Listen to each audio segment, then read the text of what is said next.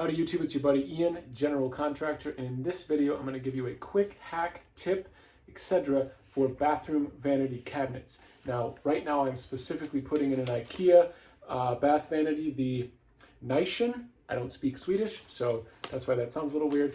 But as you know, if you've ever done this, a lot of bath vanities attach to the wall, attach to the studs, and they have two legs in front. Now, that works most of the time. It's a pretty easy way to do it.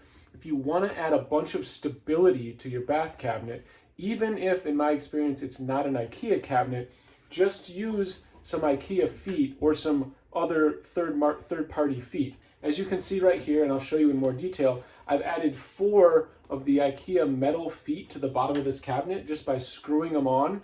And right off the bat, it gives me the ability to set this cabinet right down and know it's going to work exactly where it needs to go without trying to hang it off the wall right away. There's a bunch of plumbing that has to be done here, so it's just really nice to be able to set this thing down with these adjustable feet, and then I'm ready to go.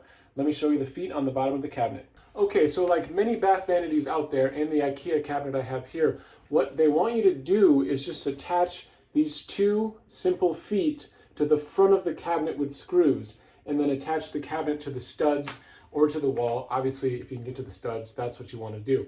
In my situation, I can get to the studs, which is great.